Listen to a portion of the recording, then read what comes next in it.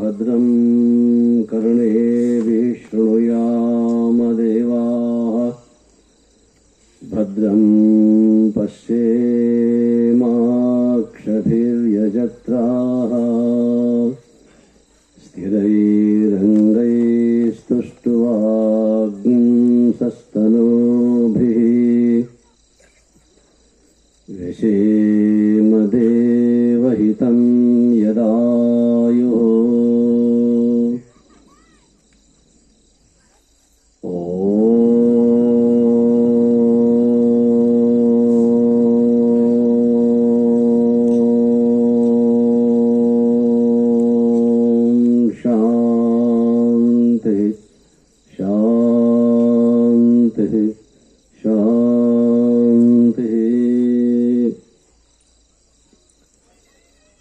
ಮಾನವಾರ್ಥಮಾವಿರ್ಭೂತಂ ಮಾನಮೇಯಾದಿಲಕ್ಷಕಂ ಶಿವರೂಪಂ ಶಿವಾನಂದಂ ವಂದ್ಯಂ ವಂದೇ ಜಗದ್ಗುರುಂ. ಪ್ರಾತಸ್ಮರಣೀಯ ಪೂಜ್ಯಪಾದ ಸದ್ಗುರು ಶಿವಾನಂದ ಮಹಾಸ್ವಾಮಿಗಳವರನ್ನು, ವೇದಾಂತ ಕೇಸರಿ ಪೂಜ್ಯ ಶ್ರೀ ಮಲ್ಲಿಕಾರ್ಜುನ ಮಹಾಶಿವಗಳವರನ್ನು, ಘೋಡಗಿರಿಯ ಶಿವಾನಂದ ಮಠದ ಸಂಸ್ಥಾಪನಾಚಾರ್ಯರಾಗಿರುವಂತಹ ಪುರಾಣರತ್ನ ಪೂಜ್ಯ ಶ್ರೀ ಚನ್ನಬಸವ ಮಹಾಶಿವಗಳನ್ನು ಸ್ಮರಣೆ ಮಾಡಿಕೊಂಡು, ನಡೆದಾಡುವ ದೇವರೆಂದೆನಿಸಿಕೊಂಡು ವಿಶ್ವವಿಖ್ಯಾತರಾಗಿರುವಂತಹ ಜ್ಞಾನಯೋಗ್ಯ ಪೂಜ್ಯ ಶ್ರೀ ಸಿದ್ದೇಶ್ವರ ಅಪ್ಪಂಗಳವರನ್ನು ಸ್ಮರಿಸಿಕೊಂಡು, ಬಸವಾದಿ ಪ್ರಮಥರಲ್ಲಿ ಶರಣೆಂದು ಮಾರ್ಯಾಳ ಗ್ರಾಮದ ಆರಾಧ್ಯ ದೇವರಾಗಿರುವಂತಹ ಸೋಮಲಿಂಗೇಶ್ವರನಲ್ಲಿ ಭಕ್ತಿಯ ಪ್ರಣಾಮಗಳನ್ನು ಸಮರ್ಪಣೆ ಮಾಡಿ, ಗ್ರಾಮದಲ್ಲಿ ನಡೆದಿರುವಂತಹ 11ನೇ ವರ್ಷದ ಸತ್ಸಂಗ ಕಾರ್ಯಕ್ರಮದ ದಿವ್ಯ ಸಾನ್ನಿಧ್ಯವನ್ನು ವಹಿಸಿಕೊಂಡು ಬಹಳ ಸುಂದರವಾಗಿರುವಂತಹ ಮಾತುಗಳನ್ನು ಆಡಿ ಆಶೀರ್ವಚನವನ್ನು ಕರುಣಿಸಿ ಆಶೀರ್ವಾದವನ್ನು ಮಾಡಿ ಬೇರೆ ಕಾರ್ಯಕ್ರಮದ ನಿಮಿತ್ತವಾಗಿ ನಿರ್ಗಮಿಸಿರುವಂತಹ ನೂಲು ಸುರಗೀಶ್ವರ ಮಠದ ಪೂಜ್ಯರಾಗಿರತಕ್ಕಂಥ ಗುರುಸಿದ್ದೇಶ್ವರ ಮಹಾಸ್ವಾಮಿಗಳವರಲ್ಲಿ ಭಕ್ತಿಯ ಪ್ರಣಾಮಗಳನ್ನು ಸಮರ್ಪಣೆ ಮಾಡಿ, ಪೂಜ್ಯರಾಗಿರುವಂತಹ ಗಿರೀಶಾನಂದ ಅಪ್ಪಗಳವರ ಶ್ರೀಪಾದಗಳಿಗೆ ಭಕ್ತಿಯ ಪ್ರಣಾಮಗಳನ್ನು ಸಮರ್ಪಣೆ ಮಾಡಿ, ನಮ್ಮ ಜೊತೆಗೆ 5 ದಿನಗಳವರೆಗೆ ಇಲ್ಲಿಯೇ ಇದ್ದುಕೊಂಡು ಭಕ್ತರ ಕಾಮಧೇನುವಾಗಿರುವಂತಹ ಶಕ್ತಿಯ ಸ್ವರೂಪಿಣಿ ಪ್ರಹ್ಲಾದಜಿ ದಾದಾ ಮಹಾರಾಜರಲ್ಲಿಯೂ ಕೂಡ ಭಕ್ತಿಯ ಶರಣಾರ್ಥಿಗಳನ್ನು ಸಮರ್ಪಿಸಿ, ಕಾರ್ಯಕ್ರಮದ ಸಂಚಾಲಕರಾಗಿರುವಂತಹ ಗುರುಗಳಾಗಿರುವಂತಹ ಸೋಮನಾಥ್ ಪಾಟೀಲ್ ಅವರಲ್ಲಿ, ಸಾರಂಗಿ ಮಹಾರಾಜರಲ್ಲಿ ಶರಣುಗಳನ್ನು ಹೇಳ್ತಾ, ಶಿವಸ್ವರೂಪಿಗಳ ತಾಯಂದರೆ ಶರಣರೇ, ಮುದ್ದು ಮಕ್ಕಳೇ, ನಮ್ಮೆಲ್ಲರಿಗೂ ಶರಣಾರ್ಥಿಗಳು. ಮೊದಲನೆಯ ದಿವಸ ಕಾರ್ಯಕ್ರಮವನ್ನು ಆರಂಭ ಮಾಡಿದ್ದು ನಾವು ನರಜನ್ಮದಿಂದ ಇಹದವಳು ಮಿಗಿಲುಂಟೆ ಅನ್ನುವಂಥ ವಿಷಯವನ್ನು ಇಟ್ಟುಕೊಂಡು, ಇವತ್ತು ಆ ನರಜನ್ಮ ಸಾರ್ಥಕ ಆಗಬೇಕಾಗಿತ್ತು ಅಂತಂದರೆ ಜಾಣತನ ಯಾವುದು ಬೇಕು, ಶಾಣೆತನ ಯಾವುದು ಬೇಕು, ಯಾವ ಜ್ಞಾನವನ್ನು ಮಾಡಿಕೊಂಡರೆ, ಯಾವುದನ್ನು ಪ್ರಾಪ್ತ ಮಾಡಿಕೊಂಡರೆ ನಾವು ಜಾಣರಾಗ್ತೇವೆ, ನಾವು ಶಾಣ್ಯದಂತ ಅನಿಸ್ಕೊಳ್ತೇವೆ. ನಾವು ಈ ಜಗತ್ತಿನಲ್ಲಿ ಇರತಕ್ಕಂತಹ ಅನೇಕ ವಿಷಯಗಳನ್ನು ತಿಳಿದುಕೊಂಡು ಜಾಣರಾಗೋದಕ್ಕಿಂತಲೂ ಜಗತ್ತಿಗೆ ಮೂಲ ಕಾರಣೀಭೂತವಾಗಿರುವಂತಹ ಒಂದು ವಸ್ತು ಇದೆಯಲ್ಲ, ಅದು ಯಾವುದು? ಅದು ಕಣ್ಣಿಗೆ ಕಾಣಲಾರದಂಥ ಒಂದು ವಸ್ತು. ಕಾಣುವ ವಸ್ತು ಒಂದು ಇದ್ದರೆ ಕಾಣಲಾರದ ವಸ್ತು ಒಂದು. ಕಾಣುವ ವಸ್ತುವಿಗೆ ಕಾಣಲಾರದ ಒಂದು ವಸ್ತು ಆಧಾರವಾಗಿದೆ. ಗಡಿಗೆ ಅಂತ ತಿಳ್ಕೊಳ್ಳೋಣ, ನಾವು ಘಟ ಅಂತ ಕರಿತೀವಿ. ಮಣ್ಣಿನ ಗಡಿಗೆ ತಯಾರಾಗಬೇಕಾಗಿತ್ತು ಅಂದ್ರೆ ಅದಕ್ಕೆ ಮೂಲ ಉಪಾದಾನ ಕಾರಣ ಏನು ಬೇಕು? ಮಣ್ಣು ಬೇಕು. ಮಣ್ಣು ಇರದೆ ಮಡಿಗೆ ಆಗಲಿಕ್ಕೆ ಸಾಧ್ಯವಿಲ್ಲ. ನಿಮ್ಮ ಕೊರಳಲ್ಲಿ ಅನೇಕ ಆಭರಣಗಳಿದಾವೆ, ಬಂಗಾರದ ಆಭರಣಗಳಿದಾವೆ. ಆಭರಣಗಳು ಭಿನ್ನವಾಗಿದ್ದಾವೆ. ಆದರೆ ಮೂಲ ವಸ್ತು ಯಾವುದು? ಬಂಗಾರ. ಅದೇ ಒಂದು ಬಂಗಾರದ ಬಿಸ್ಕಿಟ್ಟಿನೊಳಗೆ ಅನೇಕ ಪ್ರಕಾರವಾಗಿರ್ತಕ್ಕಂಥ ಆಭರಣಗಳು ಭಿನ್ನವಾಗಿದ್ದಾವೆ. ಆಭರಣಗಳು ಭಿನ್ನವಾಗಿದ್ದಾವೆ ಅಂತಂದ್ರೆ ಬಂಗಾರ ಭಿನ್ನವಾಗಿಲ್ಲ. ಬಂಗಾರ ಎಲ್ಲ ಆಭರಣಗಳಲ್ಲಿ ಒಂದೇ ರೀತಿಯಾಗಿರ್ತಕ್ಕಂಥದ್ದು. ಮಡಿಕೆ, ಕುಡಿಕೆ, ಗಡಿಗೆ, ಮುಚ್ಚಳ, ಪರ್ಯಾಣ ಅಥವಾ ಬೇರೆ ಬೇರೆ ಆ ಪಾತ್ರೆಗಳು, ಆಕಾರದ ಪಾತ್ರೆಗಳು ಭಿನ್ನವಾಗಿದ್ರೂ ಕೂಡ ಕುಂಭಾರ ತೆಗೆದುಕೊಂಡು ಬಂದಿರತಕ್ಕಂಥ ಹದ ಮಾಡಿರ್ತಕ್ಕಂಥ ಮಣ್ಣು ತುಳಿದು ಹದ ಮಾಡಿರ್ತಕ್ಕಂಥ ಮಣ್ಣು ಒಂದೇ ಒಂದು. ಅದಕ್ಕೆ ಉಪಾದಾನ ಕಾರಣ ಅಂತಾರೆ. ರಾ ಮಟೀರಿಯಲ್, ಮೂಲ ವಸ್ತು ಅಂತಕ್ಕಂಥದ್ದು. ಆ ವಸ್ತುನೇ ಇರದೇ ಇದ್ರೆ ಆ ಮುಂದೆ ತಯಾರಾಗ್ತಕ್ಕಂಥ ನಾನು ಏನು ಗುರಿ ಇಟ್ಕೊಂಡಿದ್ದೇನೆ ಅದು ಆಗ್ಲಿಕ್ಕೆ ಸಾಧ್ಯ ಇಲ್ಲ.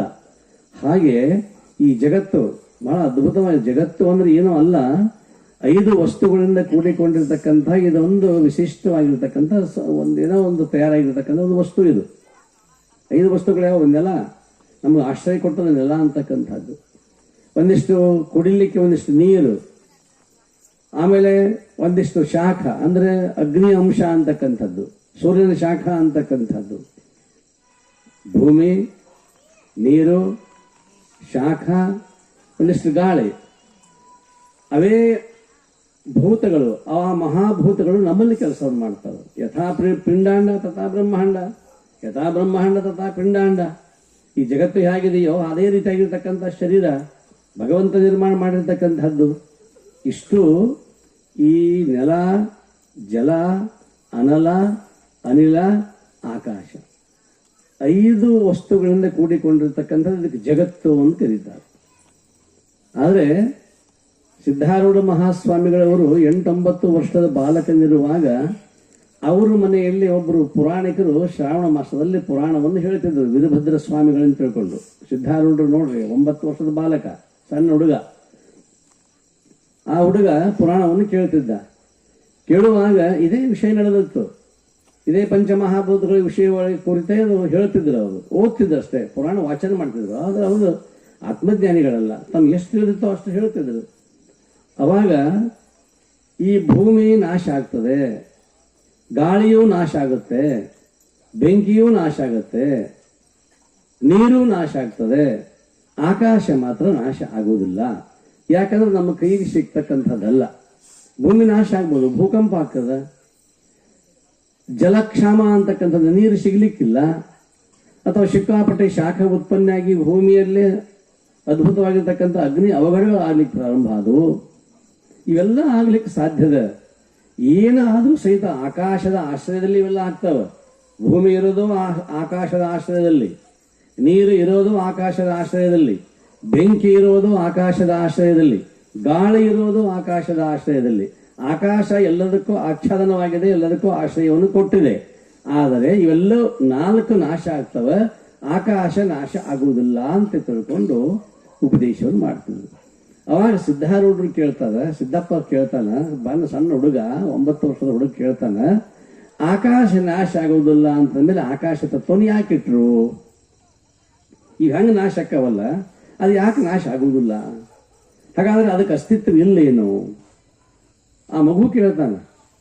ಅವಾಗ ವೀರಭದ್ರಯ್ಯ ಸ್ವಾಮಿಗಳು ಪುರಾಣ ಹೇಳ್ತಕ್ಕಂಥವ್ರು ಶ್ರಾವಣದಲ್ಲಿ ಅವ್ರು ಅಂತಾರೆ, ನೋಡಪ್ಪ, ಇವು 4 ಬಗ್ಗೆ ಅಷ್ಟ ನನಗೆ ಜ್ಞಾನ ಇದೆ, ಅದರ ಬಗ್ಗೆ ನನಗೆ ಜ್ಞಾನ ಇಲ್ಲ.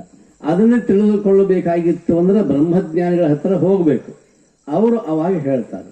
ಅಂದಾಗ ಆಯಿತು ಅಂತ ತಿಳ್ಕೊಂಡು 9 ವರ್ಷದ ಬಾಲಕ ಸಿದ್ದಪ್ಪ ಮನಿ ಬಿಟ್ಟೇನು ಹೊರಟ, ಅಲ್ಲಿಂದ ಬೀದರ್ ಜಿಲ್ಲೆಯಿಂದ ಹೊರಟಿರ್ತಕ್ಕಂಥವನು, ನಾನು ಯಾರು, ಆಕಾಶ ಅಂದ್ರೆ ಯಾವುದು, ಪರಬ್ರಹ್ಮದ ಅರಿವಿನಿಂದ ಉರಿ ಜಾಣ್ಮೆ ಉಂಟೆ.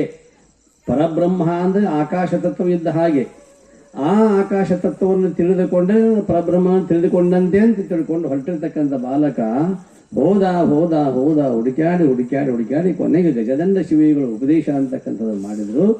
ಆ ನಂತರ ಎಲ್ಲರೂ ವೀರಭದ್ರ ಸ್ವಾಮಿಗಳಿಗೆ ಎಷ್ಟು ಜಾಣತನ ಇತ್ತು, ಪುರಾಣ ಓದುವಷ್ಟು ಅಷ್ಟ ಜಾಣತನ ಇತ್ತು. ಆದ್ರೆ ಅದನ್ನು ತಿಳ್ಕೊಂಡಿರ್ತಕ್ಕಂಥ ಸಿದ್ದಪ್ಪ 9 ವರ್ಷದ ಹುಡುಗ ಆಕಾಶದ ತತ್ವವನ್ನು ತಿಳಿದುಕೊಳ್ಬೇಕಂತೇಳಿ ಮನೆ ಬಿಟ್ಟು ಹೊರಟಿರ್ತಕ್ಕಂಥವನು ಬ್ರಹ್ಮಜ್ಞಾನಿಯೇ ಆದ. ಅವನ ಜೊತೆ ಇನ್ನೂ ಅನೇಕರಿದ್ರು, ಓಣೆಯಾಗಿದ್ರು, ಊರಾಗಿದ್ರು, ಬೇಕಾದಷ್ಟು ಹುಡುಗರಿದ್ರು, ಯಾರೂ ಬರಲಿಲ್ಲ. ಆದ್ದರಿಂದ ಪರಬ್ರಹ್ಮ ವಸ್ತು ಅಂತಕ್ಕಂಥ ಬರೀ ಬ್ರಹ್ಮ ಅಲ್ಲ, ಈ ಬ್ರಹ್ಮ, ವಿಷ್ಣು, ಮಹೇಶ್ವರ, ಈಶ್ವರ, ಸದಾಶಿವ ಈ ಪಂಚಬ್ರಹ್ಮರು ಈ ಕೆಳಗದಾರ. ಇವರು ಕೆಳಗದಾರ. ಪರಬ್ರಹ್ಮ ಅಂತ ಅದು ಹಾಗಲ್ಲ, ಅದು ಆಕಾಶ ತತ್ವ ಅಂತಕ್ಕಂಥದ್ದು, ಎಲ್ಲವನ್ನ ಮೀರಿರ್ತಕ್ಕಂಥದ್ದು. ಮಾತು ಮನಂಗಳಿಂದ ತತ್ತ ನೀರಿದ, ಸಾತಿಶಯದ, ನಿರುಪಾಧಿಕ, ನಿರ್ಮಲ ಜ್ಯೋತಿ ಬೆಳಗುತ್ತಿದೆ. ಅದು ಆ ಆಕಾಶ ತತ್ವ ಅಂತಕ್ಕಂಥದ್ದು. ಅದನ್ನು ತಿಳಿದುಕೊಳ್ಳಲಿಕ್ಕೆ ಹೋಗಿರ್ತಕ್ಕಂಥವನು ಸಿದ್ದಪ್ಪ. ಕೊನೆಗೆ ಎಷ್ಟು ತಿಳ್ಕೊಂಡು ಹೇಗೆ ತಿಳ್ಕೊಂಡ ಅಂದ್ರೆ ಬ್ರಹ್ಮ ವಸ್ತು ಹೇಗಿದೆ ಅಂತ ಕೇಳಿದ್ರೆ ಮತ್ತೊಂದು ಅವರು ತಮ್ಮ ಅಪರ ವಯಸ್ಸಿನಲ್ಲಿ ಎಲ್ಲವನ್ನೂ ಸರ್ವಂ ಖಲ್ವಿದಂ ಬ್ರಹ್ಮ ಅಂತ ತಿಳ್ಕೊಂಡಿರ್ತಕ್ಕಂತಹ ಸಿದ್ಧಾರೂಢರು. ಇಲ್ಲೊಂದು ಸರ್ಕಸ್ ಕಂಪನಿ ಇತ್ತು ಭಾರತ ದೇಶದಲ್ಲಿ, ಬಹಳ ದೊಡ್ಡ ಸರ್ಕಸ್ ಕಂಪನಿ ಒಂದು ಕಾಲಕ್ಕೆ. ಆ ಸರ್ಕಸ್ ನಡೆದದ್ದೇ ಅವರ ಹುಲಿ, ಅಲ್ಲಿರ್ತಕ್ಕಂತಹ ಸಿಂಹ, ಆನೆ ಇವೆಲ್ಲಗಳಿಂದ ನಡೆದಿತ್ತು. ಆದರೆ ಆಕಸ್ಮಿಕವಾಗಿ ಒಂದು ದಿವಸ ಏನಾಗಿಬಿಡಿತು ಅಂದ್ರೆ ಹುಲಿ ತಪ್ಪಿಸ್ಕೊಂಡು ಹೋಗಿಬಿಡಿತು. ಸರ್ಕಸ್ ಕಂಪನಿಯಲ್ಲಿ ಇರ್ತಕ್ಕಂಥ ಹುಲಿ ತಪ್ಪಿಸ್ಕೊಂಡು ಹೋಗಿಬಿಡಿತ್ತು. ಅವಾಗ ಇನ್ನು ಎಲ್ಲಿ ಹೋಗಬೇಕು, ಯಾರ ಹತ್ರ ಹೋಗಬೇಕು ಅಂತ ತಿಳ್ಕೊಂಡು ಆ ಸರ್ಕಸ್ ಕಂಪನಿಯ ಮಾಲೀಕ ಎಲ್ಲಿ ಬರ್ತಾರೆ ಅಂದ್ರೆ ಸಿದ್ಧಾರೂಢರ ಪಾದಕ್ಕೆ ಬರ್ತಾರೆ. ಅಲ್ಲಿ ಕೇಳ್ಕೊಳ್ತಾರೆ, ಅಪ್ಪ ಇಡೀ ನನ್ನ ಸರ್ಕಸ್ ನಿಂತಿದ್ದೆ ಆ ಹುಲಿ ಮೇಲಿಂದ, ಅದು ಹೋಗಿಬಿಟ್ಟಿದೆ, ಈಗ ಏನ್ ಮಾಡಬೇಕು ಅಂತ ತಿಳ್ಕೊಂಡು. ಹೌದಾ, ಆಯ್ತಪ್ಪ. ಎಲ್ಲಿ ತಪ್ಪಿಸ್ಕೊಂಡು ಹೋಗಿತ್ತೋ ಹುಲಿ ಅದೇ ಅರಣ್ಯ ಪ್ರದೇಶಕ್ಕೆ ಸಿದ್ಧಾರೂಢರು ಬರ್ತಾರೆ. ಅಲ್ಲಿ ಬಂದು ಅವ್ರು ಏನು ಮಾಡೋದಿಲ್ಲ, ಒಂದು ಕಡೆ ನಿಲ್ತಾರೆ, ಕೂಗ್ತಾರೆ. ಎಷ್ಟು ವಿಚಿತ್ರ ಅಂತಂದ್ರೆ ಸಿದ್ಧಾರೂಢರ ಮಹಿಮಾ ಎಷ್ಟು ದೊಡ್ಡದು. ಯಾಕಂದ್ರೆ ಪರಬ್ರಹ್ಮದ ಉರಿ ಜಾಣ್ಮೆಯಿಂದ, ಆ ಅರಿವಿನಿಂದ ಉರಿ ಜಾಣ್ಮೆ ಉಂಟೆ. ಅರಿವು ಅಂತಕ್ಕಂಥದ್ದು ಮಾಡ್ಕೊಂಡು ಬಿಟ್ಟಿದ್ದರಲ್ಲ, ಆ ಅರಿವು ಅನ್ನುವಂಥದ್ದು ಮಾಡಿಕೊಂಡಾಗ ಅಲ್ಲಿ ಹಿಂಸ್ರ ಪಶು ಅಂತಕ್ಕಂಥದ್ದಿಲ್ಲ, ಪ್ರಾಣಿ ಅಂತ ಹಿಂಸೆ ಮಾಡ್ತದ ಅಂತಕ್ಕಂಥದ್ದಿಲ್ಲ. ಯಾಕಂತಂದ್ರೆ ವಿದ್ಯಾ ವಿನಯ ಸಂಪನ್ನೆ ಬ್ರಾಹ್ಮಣೆ ಗವಿ ಹಸ್ತಿನಿ ಶುನಿ ಚೈವ ಶಪಾಕಿ ಚ ಪಂಡಿತಾ ಸರ್ವತ್ರ ಸಮದರ್ಶಿನ. ಸರ್ವತ್ರ ಸಮದರ್ಶಿತ್ವ ಭಾವ ಅಂತಕ್ಕಂಥದ್ದು ಬ್ರಹ್ಮಜ್ಞಾನಿಯಲ್ಲಿ ಬಂದು ಬಿಟ್ಟಿರ್ತದೆ. ಯಾಕಂದ್ರೆ ಪರಬ್ರಹ್ಮನ ಸ್ವರೂಪವನ್ನು ತಾ ತಿಳ್ಕೊಂಡು ಬಿಟ್ಟಿರ್ತಾನ ಅವನು. ಅವಾಗ ಸಿದ್ಧಾರೂಢಪ್ಪ ಅರಣ್ಯ ಪ್ರದೇಶಕ್ಕೆ ಬಂದು ಒಂದು ಕಡೆ ನಿಂತ್ಕೊಂಡು ಕೂಗುತ್ತಾನ, ಶಿವೋ ಅಂತ ಕೂಗುತ್ತಾನ. ಮನುಷ್ಯರೆಲ್ಲ ಕರೆಯೋದು, ಬೇಟೆಯಾಡಿ ಪ್ರಾಣಿಗಳನ್ನು ತಿಂತಕ್ಕಂಥದ್ದು, ಮನುಷ್ಯರನ್ನೇ ಹರ್ಕೊಂಡು ತಿಂತಕ್ಕಂತಹ ಪ್ರಾಣಿ ಅದು ಹುಲಿ. ಶಿವೋ ಅಂತ ತಿಳ್ಕೊಂಡು ಕರೆದಾಗ ಸಿದ್ಧಾರೂಢಪ್ಪನ ಧ್ವನಿ ಕೇಳಿರ್ತಕ್ಕಂಥ ಹುಲಿ ನೇರವಾಗಿ ಎಲ್ಲಿತ್ತೋ ಯಾವುದೋ ಪದರದಲ್ಲಿ ಕೂತಿತ್ತೋ, ಈ ಸಿದ್ಧಾರೂಢರ ಧ್ವನಿ ಕೇಳಿದ್ದೆ ಬಂದು ನೇರವಾಗಿ ಅವ್ರ ಪಾದದ ಬಂದು ಮೇಲೆ ಬೀಳ್ತದೆ. ನಮ್ಮ ನಾಯಿ ಐತಲ್ಲ ಇಲ್ಲಿ, ಹಾಗೆ ನಾಯಿ ಬಂದು ಬಿದ್ದ ಹಾಗೆ ಆ ಹುಲಿ ಅಂತಕ್ಕಂಥದ್ದು ಒಂದು. ಯಾಕೆ ಹೇಳ್ತೇನೆ ಅಂತಂದ್ರೆ ಪರಬ್ರಹ್ಮದ ಜ್ಞಾನವನ್ನ ಸಂಪೂರ್ಣ ಮಾಡಿಕೊಂಡಿರ್ತಕ್ಕಂಥವ್ರು, ಅಲ್ಲಿ ಬರೀ ಜ್ಞಾನ ಆಗಿಲ್ಲ, ಆ ಬ್ರಹ್ಮ ಸ್ವರೂಪರೇವರಾಗಿಬಿಟ್ಟಿಲ್ಲ. ಆದ್ರಿಂದ ಇದಕ್ಕೆ ಪರಬ್ರಹ್ಮ ಅಂತ ಕರೀತಾರೆ. ಈ ಸ್ಥಿತಿ ಅಂತಕ್ಕಂಥದ್ದು ಇದರ ಅರಿವು ಮಾಡಿಕೊಂಡಿರ್ತಕ್ಕಂಥ, ಜೊತೆಗೆ ಅರಿವು ಮಾಡಿಕೊಂಡ ನಂತರ ಅರಿವು ನೀನೆಂದು ಸದ್ಗುರು ಪೇಳೆ ತಿಳಿವನೇ ಜಾಣರ ದೇವ ಅಂತ ಮತ್ತೊಂದು ಕಡೆ ಹೇಳ್ತಾರೆ. ಅರಿವು ನೀನೆಂದು, ನೀನು ಈ ಇಂದ್ರಿಯಗಳಲ್ಲ, ಈ ದೇಹ ನೀನಲ್ಲ, ಈ ಮನಸ್ಸು ಬುದ್ಧಿ ಚಿತ್ತ ಅಹಂಕಾರಗಳಿಂದ ಯಾವುದೂ ಅಲ್ಲ, ಅರಿವು ಸ್ವರೂಪ ಅಂತಕ್ಕಂಥದ್ದು ನಿನ್ನದು ಅನ್ನುವಂಥ ವಿಶಿಷ್ಟವಾಗಿರ್ತಕ್ಕಂತಹ ಜ್ಞಾನವನ್ನ ಯಾವನು ಬೋಧಿಸುತ್ತಾನೆಯೋ, ಅರಿವು ನೀನೆಂದು ಸದ್ಗುರು ಪೇಳೆ ತಿಳಿವನೇ ಜಾಣರ ದೇವ ಅಂತ ತಿಳ್ಕೊಳ್ಬೇಕಲ್ಲ, ಅದಕ್ಕೆ ಜಾಣರ ದೇವ ಅಂತಾರ. ಅಂತಹ ಪರಬ್ರಹ್ಮ ಸ್ವರೂಪ ಅಂತಕ್ಕಂಥದ್ದು ಹೇಗಿದೆ ಅಂತ ಕೇಳಿದ್ರೆ ಸದ್ರೂಪ, ಚಿದ್ರೂಪ. ಸದ್ರೂಪ ಅಂದ್ರೆ ಯಾವಾಗಲೂ ಇರುವುದು, ಮೂರೂ ಕಾಲದಲ್ಲಿ ಇರತಕ್ಕಂಥದ್ದು. ವರ್ತಮಾನ ಭೂತ ಭವಿಷ್ಯತ್ತಿನಲ್ಲಿ ಮೂರೂ ಕಾಲದಲ್ಲಿ ಅದು ಎಂದು ಕೆಡಬಾರದು, ಅದಕ್ಕೆ ಸದ್ರೂಪ ಅಂತ ಹೇಳ್ತಾರೆ. ಚಿದ್ರೂಪ ಅಂದ್ರೆ ಯಾವಾಗಲೂ ಕೂಡ ಪ್ರಕಾಶಮಾನವಾಗಿರ್ತಕ್ಕಂಥದ್ದು, ಚಿತ್ ಪ್ರಕಾಶ ಅಂತ ಕರೀತಾರೆ, ಯಾವಾಗಲೂ ಬೆಳಗತಕ್ಕಂಥದ್ದು.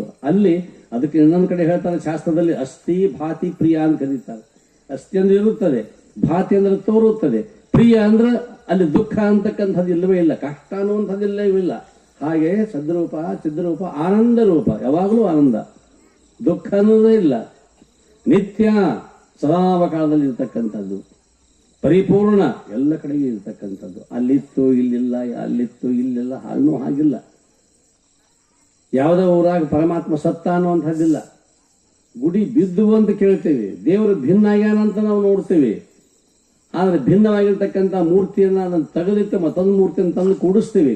ಆದರೆ ಶಿವ ಭಿನ್ನ ಆದ, ಪರಮಾತ್ಮ ಭಿನ್ನ ಆಗ್ಯಾನ ಅನ್ನುವಂಥದ್ದು ಎಲ್ಲಿಯೂ ಇತಿಹಾಸದಲ್ಲಿಲ್ಲ. ಯಾಕಂತಂದ್ರೆ ಸದ್ರೂಪ ಚಿದ್ರೂಪ ಆನಂದ ರೂಪ ನಿತ್ಯ ರೂಪ ಪರಿಪೂರ್ಣ ರೂಪನಾಗಿರ್ತಕ್ಕಂಥ ಪರಬ್ರಹ್ಮನಿಗೆ ಯಾವಾಗಲೂ ಕೂಡ ಚ್ಯುತಿ ಅಂತಕ್ಕಂಥದ್ದು ಇಲ್ಲ. ಅದು ಚ್ಯುತಿ ಬಂತು ಅಂದ್ರೆ ಅದು ಬ್ರಹ್ಮ ವಸ್ತು ಅಲ್ಲ. ಅದಕ್ಕೆ ಪರಬ್ರಹ್ಮ ಅಂತ ಕರೀತಾರೆ. ಅಂತಹ ಪರಬ್ರಹ್ಮದ ಅರಿವಿನಿಂದ ತಿಳುವಳಿಕೆಯಿಂದ ಯಾರು ಆ ತಿಳುವಳಿಕೆಯನ್ನು ಉಂಟು ಮಾಡಿಕೊಳ್ಳುತ್ತಾರೆಯೋ ಅವರಂತಹ ಜಾಣರು ಜಗತ್ತಿನಲ್ಲಿ ಯಾರೂ ಇಲ್ಲ. ಅದನ್ನೇ ಭಗವದ್ಗೀತೆ ಹೇಳ್ತದೆ, ರಾಜವಿದ್ಯಾ ರಾಜಗುಹ್ಯಂ ಪವಿತ್ರಂ ಇದಂ ಉತ್ತಮಂ ಪ್ರತ್ಯಕ್ಷಾವಗಮಂ ಧರ್ಮಂ ಸುಸುಖಂ ಕರ್ತುಂ ಅವ್ಯಯಂ. ಬಹಳ ವಿಶಿಷ್ಟವಾಗಿರುತ್ತೆ ರಾಜವಿದ್ಯೆ. ಆ ವಿದ್ಯೆಯ ಮುಂದೆ ಯಾವ ವಿದ್ಯೆಗಳು ಇಲ್ಲ. ಅದಕ್ಕಾಗಿ ಅವರನ್ನು ಪರಬ್ರಹ್ಮದ ಅರಿವಿನಿಂದ ಒರೇ ಬ್ಯಾರೆ ಜಾಣತನ ಅಂತಕ್ಕಂಥದ್ದು ಇಲ್ಲವೇ ಇಲ್ಲ. ಅಂತಹ ಪರಬ್ರಹ್ಮ ವಸ್ತು ನಾವೇ ಇದ್ದೇವೆ ಅಂತಕ್ಕಂಥದ್ದು. ಆದರೆ ಸಾಮಾನ್ಯ ಜನರಿಗೆ ಅದರ ಪ್ರಜ್ಞೆ ಇಲ್ಲದವರ ಮುಂದೆ ಏನು ಮಾಡೋದು, ಏನು ಹೇಳೋದು? ಅದಕ್ಕೆ ಶಾಸ್ತ್ರಕಾರ ಮತ್ತೊಂದು ಕಡೆ ಹೇಳ್ತಾರೆ, ಯಶ್ಯ ನಾಸ್ತಿ ಸ್ವಯಂ ಪ್ರಜ್ಞಾ ಶಾಸ್ತ್ರಂ ತಸ್ಯ ಕರೋತಿ ಕಿಂ. ಯಾರಿಗೆ ಶಾಸ್ತ್ರಜ್ಞಾನ ಇಲ್ಲವೋ ಅವ್ರಿಗೆ ಏನು ಹೇಳಿ ಏನು ಪ್ರಯೋಜನ? ಅದಕ್ಕೆ ಅವ್ರು ಹೇಳ್ತಾರೆ, ಲೋಚನಾಭ್ಯಾಂ ವಿಹೀನಸ್ಯ ದರ್ಪಣ ಕಿಂ ಕರಿಷ್ಯತೆ. ಲೋಚನಾಭ್ಯಾಂ ಕಣ್ಣುಗಳೇ ಇಲ್ಲದವನ ಮುಂದೆ ಕನ್ನಡಿ ಹಿಡಿದ್ರೆ ಏನು ಉಪಯೋಗ? ಕುರುಡನ ಮುಂದೆ ನೀವು ಕನ್ನಡಿ ಕೊಟ್ಟು ಮೇಕಪ್ ಮಾಡ್ಕೊಂಡ್ರೆ ಸಾಧ್ಯ ಇಲ್ಲ. ಹಾಗೆ ಶಾಸ್ತ್ರಜ್ಞಾನ ಇಲ್ಲದವನ ಮುಂದೆ ಇದನ್ನು ಹೇಳಿದ್ರೆ, ಯಾಕೆ ಇದನ್ನು ಕೊನೆ ದಿವಸ ಇಟ್ಕೊಂಡಿರ್ತೀವಿ ಅಂತಂದ್ರೆ, ಮೊದಲನೇ ದಿವಸ ನರ ಜನ್ಮದಿಂದ ಪುಯಿಟಿಗೆ ಹಾಕೊಂಡು ಇವತ್ತಿನ ದಿವಸ 5ನೇ ಸ್ಥಳಕ್ಕೆ ನಾವು ಬಂದಿದ್ದೇವೆ. 5ನೇ ದಿವಸಕ್ಕೆ ಬಂದಿದ್ದೇವೆ ನಾವೀಗ. ನಮಗೊಂದು ಸ್ಥಿತಿ ಅಂತಕ್ಕಂಥದ್ದು ಬಂದಿದೆ. ನೇರವಾಗಿ ಹೊಲ ಹಸನು ಮಾಡಲಾರ್ದನ ಅಲ್ಲಿ ಬೀಜ ಬಿತ್ತಕ್ಕಾಗೋದಿಲ್ಲ. ಯಾವುದೇ ಒಂದು ಹೊಲದಲ್ಲಿ ನೀವು ಕೃಷಿ ಕಾಯಕ ಮಾಡತಕ್ಕಂಥವರು ಹೊಲದಲ್ಲಿ ಬೀಜವನ್ನು ಬಿತ್ತಬೇಕಾದ್ರೆ ಹೊಲವನ್ನು ಹಸನು ಮಾಡ್ಕೊಳ್ತೇವೆ. ಹಾಗೆ ಶರೀರವೆಂತೆಂಬುವ ಹೊಲನ ಹಸನ ಮಾಡಿ ಪರತತ್ವ ಬೆಳೆಯನ್ನು ಬೆಳೆದನ್ನಿರೋ ಅಂದರು ಶರಣರು. ಪರತತ್ವ ಅಂತಕ್ಕಂಥದ್ದು ನಮ್ಮಲ್ಲಿಯೇ ಇದೆ, ಬೇರೆ ಎಲ್ಲಿ ಹುಡುಕಾಡ್ಕೊಂಡು ಹೋಗ್ತಕ್ಕಂಥ ಅವಶ್ಯ ಇಲ್ಲ. ಸುಮ್ಮನೆ ನಾವು ದೇವರಿಗೆ ಹೋಗ್ತೇವೆ ಅಷ್ಟೇ.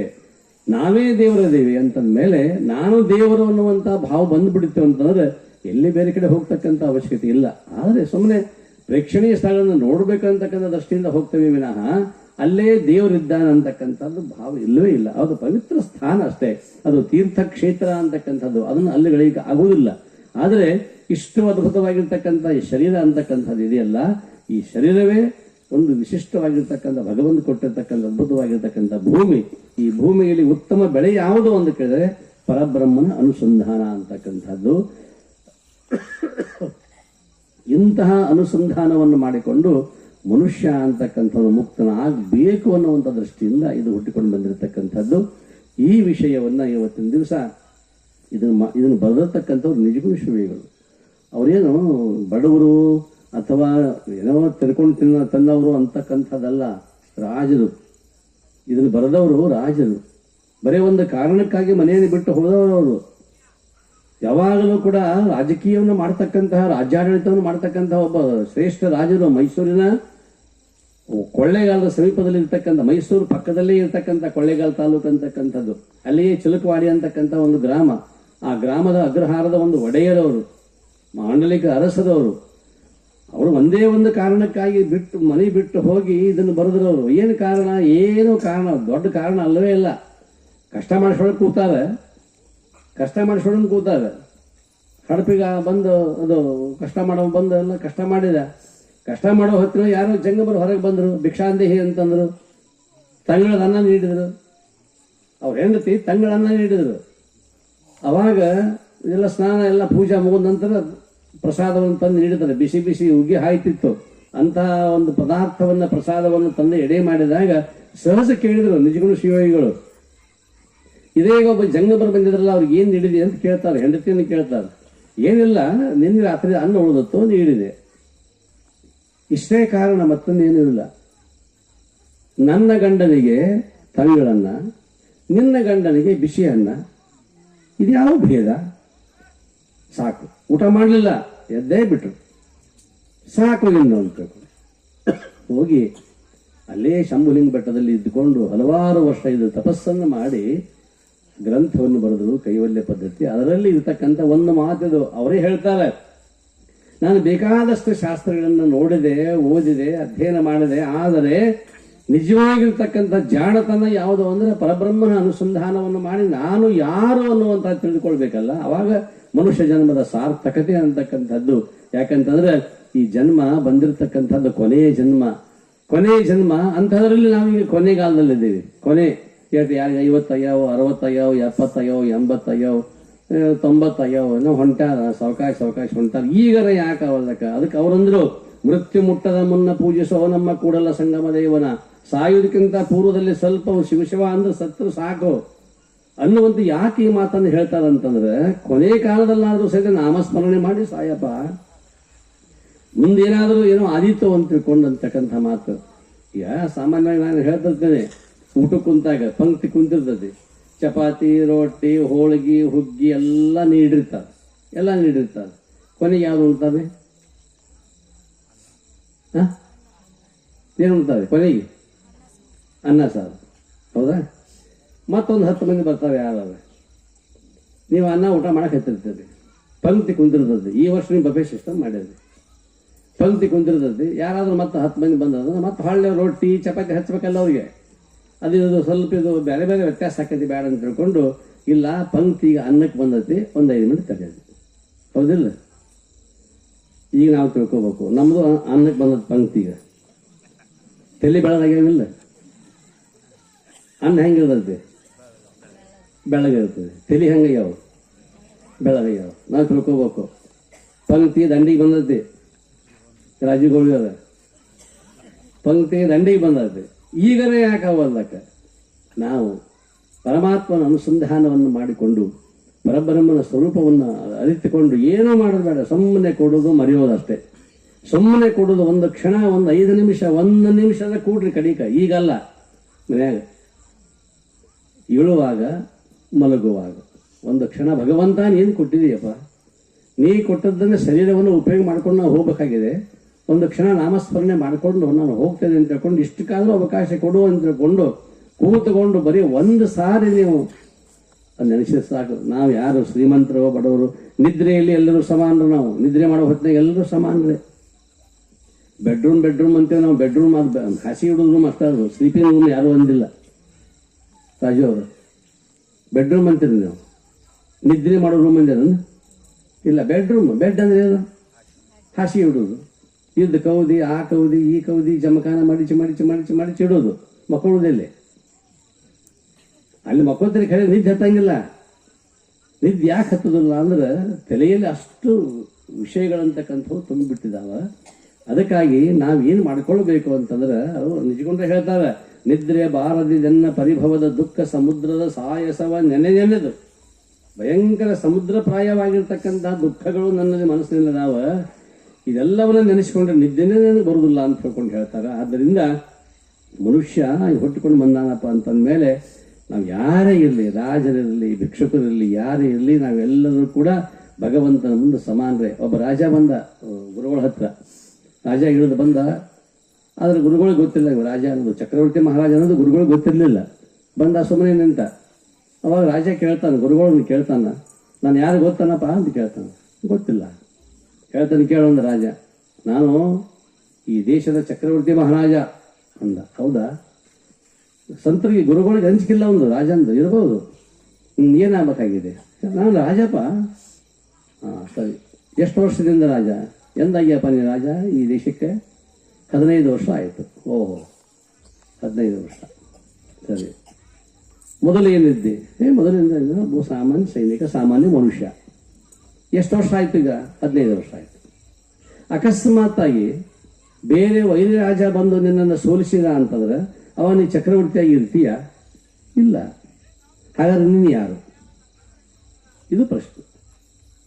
ಮೊದಲು ನೀನು ಚಕ್ರವರ್ತಿ ಮಹಾರಾಜ ಅಲ್ಲ, ಸೋತ ನಂತರ ಚಕ್ರವರ್ತಿ ಮಹಾರಾಜನಲ್ಲ. ಹಾಗಾದ್ರೆ ನೀನು ಯಾರು? ಇದು ಪ್ರಶ್ನೆ. ಅವಾಗ ರಾಜ ಅಂದ, ಚಕ್ರವರ್ತಿ ಅನ್ನೋದು ಮರೆತ, ರಾಜ ಅನ್ನೋದು ಮರೆತ. ಈಗ ಹೇಳಿದವ, ನಾನು ನಿನ್ನ ಶಿಷ್ಯ. ಅರ್ಜುನಿಗೆ ಬಂದಿದ್ದಿದೆ. ಅರ್ಜುನ ಬಹಳ ಶೂರವಂತ ತಿಳ್ಕೊಂಡಿದ್ದ. ಯಾವಾಗ ಗಾಂಧೀವವನ್ನು ಕೆಳಗಿಟ್ಟು ಸಾಷ್ಟಾಂಗ ನಮಸ್ಕಾರ ಮಾಡಿ, ಶಿಷ್ಯಸ್ತೇಹಂ ಶಾಧಿ ಮಾಂ ತ್ವಾಂ ಪ್ರಪನ್ನಂ, ಕೃಷ್ಣ ಭಗವಂತ ನಿನಗೆ ನಾನು ಪ್ರತಿಪಾತನಾಗಿದ್ದೇನೆ, ನನ್ನನ್ನು ಶಿಷ್ಯನನ್ನಾಗಿ ನೀ ಸ್ವೀಕರಿಸು. ಮಾವಾಳಿಯ ಇಬ್ಬರು ಇಲ್ಲಿ ಮಾವಾಳಿಯ ಇಲ್ಲ. ಅಧ್ಯಾತ್ಮದಲ್ಲಿ ಮಾವಾಳಿಯ ಅನ್ನುವಂಥ ಸಂಬಂಧವೇ ಇಲ್ಲ. ಯಾವಾಗ ಶಿಷ್ಯಸ್ತೇಹಂ, ನಾನು ನಿನ್ನ ಶಿಷ್ಯನಾಗಿ ಪ್ರಣಿಪಾತನಾಗಿದ್ದೇನೆ, ನನ್ನನ್ನು ಉದ್ಧರಿಸು, ಉಪದೇಶವನ್ನು ಮಾಡು ಅಂತ ತಿಳ್ಕೊಂಡು ಯಾವಾಗ ಕೇಳಿಕೊಂಡಲ್ಲ ಅವಾಗ ಕೃಷ್ಣನ ಉಪದೇಶ ಪ್ರಾರಂಭ ಆಯಿತು.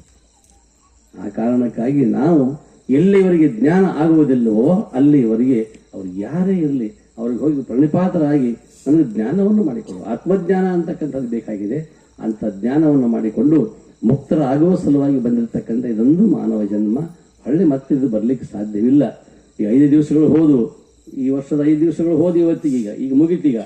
ಹೊಳ್ಳಿ ಮತ್ತದು ಮತ್ತೆ ಬಾ ಅಂದ್ರೆ ಬರೋದಿಲ್ಲ, ಮತ್ತೆ ಮುಂದಿನ ವರ್ಷ ಅಲ್ಲ ರಾಜು. ಅದಕ್ಕಾಗಿ ಬಹಳ ಪವಿತ್ರವಾಗಿರ್ತಕ್ಕಂಥ ಈ ದಿನಗಳನ್ನು ನಮ್ಮ ಉದ್ದೇಶ ಇಷ್ಟೇ. ನಮ್ಮ ಸಮಾಜ ಅಂದ್ರೆ ಮಾನವ ಸಮಾಜ. ನಮ್ಮ ಸಮಾಜ ಅಂದ್ರೆ ಕೂಡಲೇ ಯಾವುದೋ ಒಂದು ಹಿಂದೂ ಸಮಾಜ, ಆ ಸಮಾಜ, ಈ ಸಮಾಜ ಅನ್ನಂಗಿಲ್ಲ.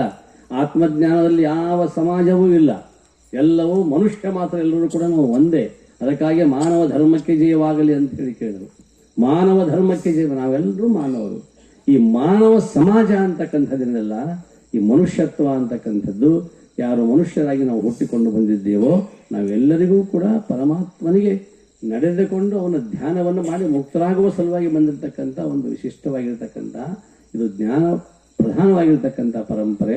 ಇಂತಹ ಒಂದು ಪರಂಪರೆಯನ್ನು ಹುಟ್ಟು ಹಾಕಿರ್ತಕ್ಕಂಥವರು ಪೂಜ್ಯರಾಗಿರ್ತಕ್ಕಂಥ ಗೋಡಿಗೆರೆಯ ಚನ್ನಬಸವ ಮಹಾಸ್ವಾಮಿಗಳವರು ಈ ಊರಿಗೆ ಬಂದು ಡಾಕ್ಟರ್ ರುದ್ರಪ್ಪಗಳವರು ನಾವು ನೆನೆಸ್ಬೇಕು, ಗೋಡಿಗೆರೆ ಡಾಕ್ಟರ್ ನೆನೆಸ್ಬೇಕು. ಅವರು ಬಂದಂತ ತಿಳ್ಕೊಂಡು ಗುರುಗಳು ಇಲ್ಲಿಗೆ ಬಂದರು. ಅವರೆಲ್ಲ ಬಂದು ಹೋದ್ರು ಅಂತ ತಿಳ್ಕೊಂಡು ನಾವು ಇಲ್ಲಿಗೆ ಬರಬೇಕಾಯಿತು. ನಾವು ಬಂದೇವೆ ಅಂತ ತಿಳ್ಕೊಂಡು ನಮ್ಮ ಜೊತೆಗೆ ಇವತ್ತು ಸುರ್ಗೇಶ್ವರ ಸ್ವಾಮಿಗಳಾಗಲಿ ಅಥವಾ ಗಿರೀಶಾನಂದರಾಗಲಿ, ಪ್ರಹ್ಲಾದ್ಜಿಯವರಾಗಲಿ, ಮಾರುತಿ ಶರಣರಾಗಲಿ, ಮುಕ್ತಮ್ಮವರು ಯಾರೇ ಇದ್ರೂ ಕೂಡ ಒಂದು ನಿಮಿತ್ತ ಮಾಡಿಕೊಂಡು ನಾವೆಲ್ಲ ಕೂಡ್ತಾ ಇದ್ದೇವೆ. ಇಲ್ಲಿ ಯಾವುದು ಹಣಕಾಸಿನ ವ್ಯವಹಾರ ಯಾವುದೂ ಇಲ್ಲ. ಯಾರೂ ತಲೆ ಕೆಡಿಸ್ಕೊಳ್ಳೋ ವ್ಯವಹಾರನೇ ಇಲ್ಲ.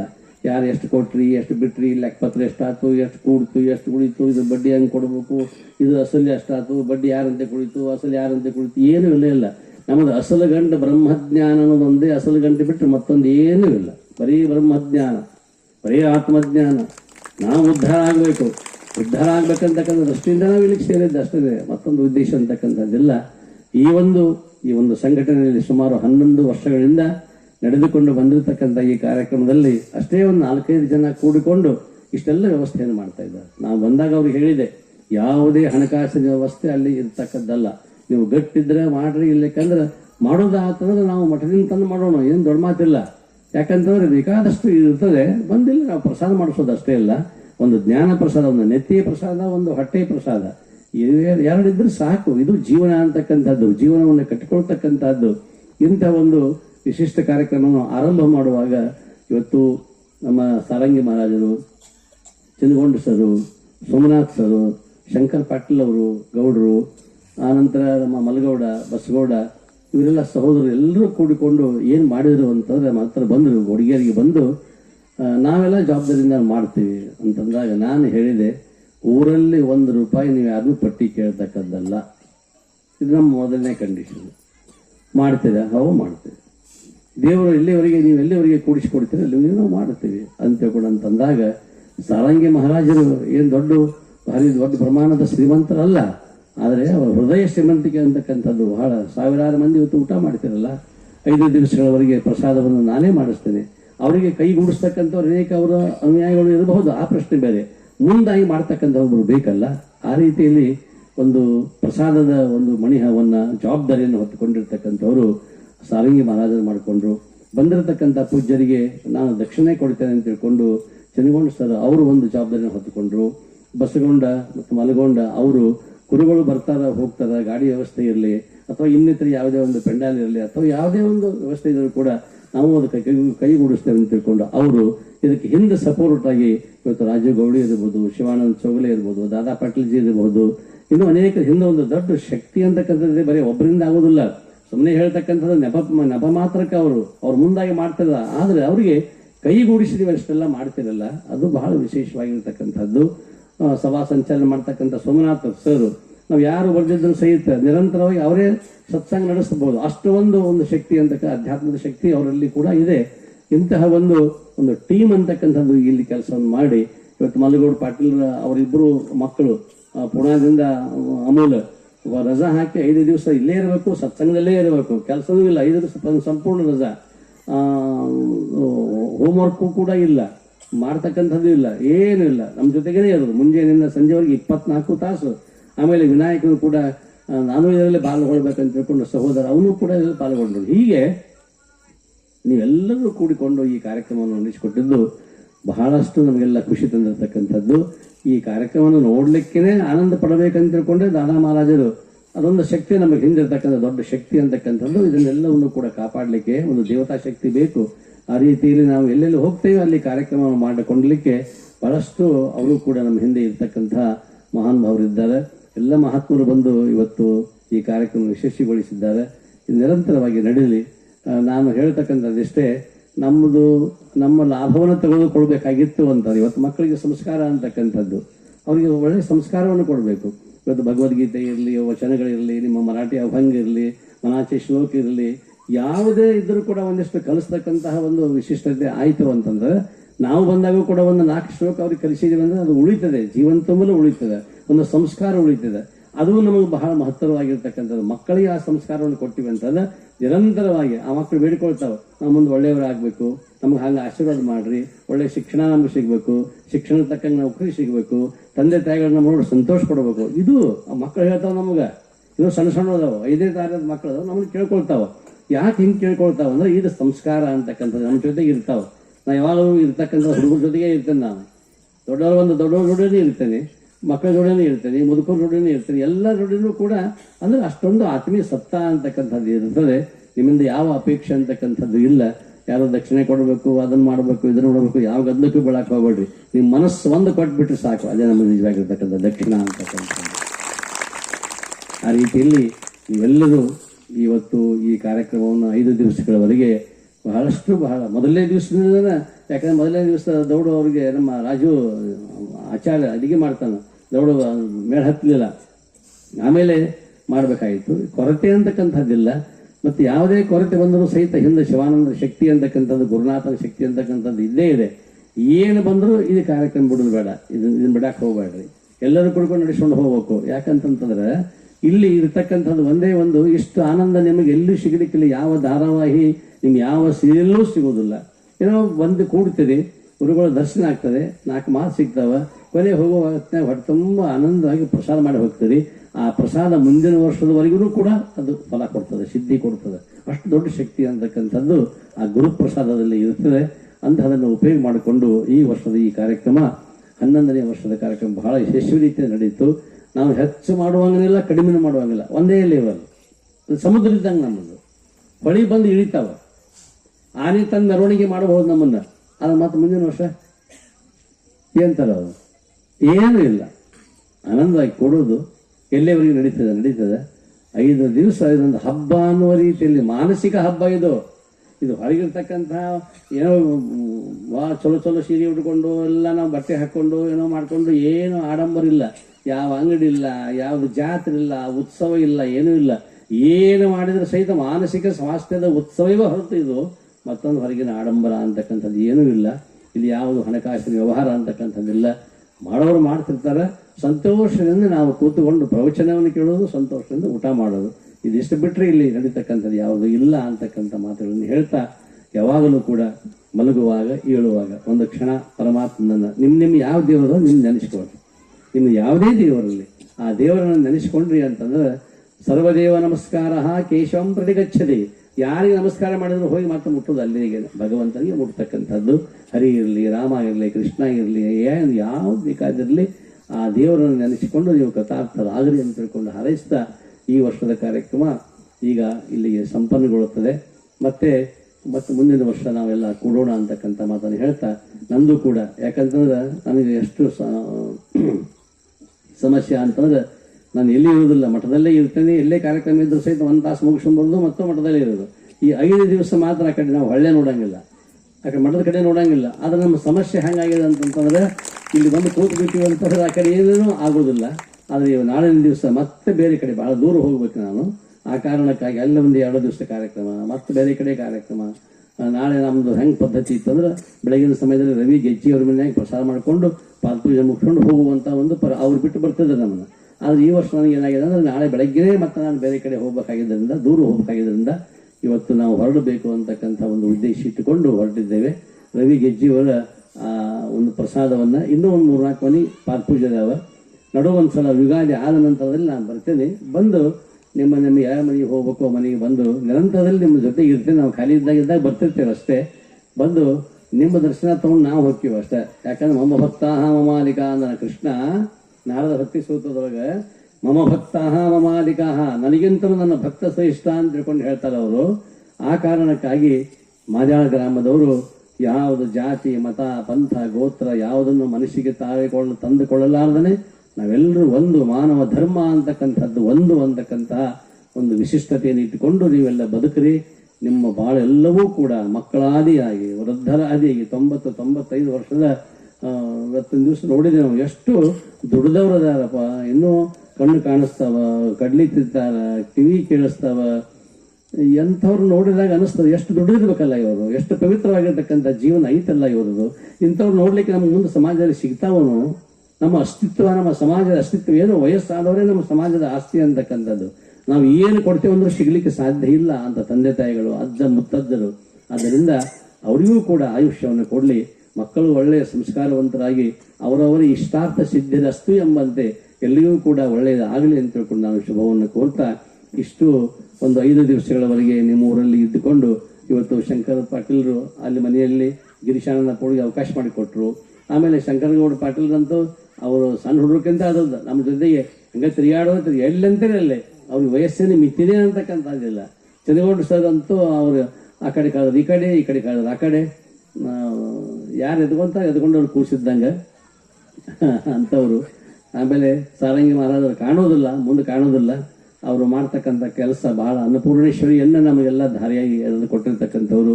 5 ದಿವಸದವರೆಗೆ ನಮಗೆಲ್ಲ ಪ್ರಸಾದ ವ್ಯವಸ್ಥೆಯನ್ನು ಮಾಡಿದ್ರಿ. ಮಲಗೊಂಡ ಬಸ್ಗೊಂಡ ಅವರು ಚಿರಂಜೀವಿಗಳು, ನಮ್ಮ ಪಾರವಾಯಿ.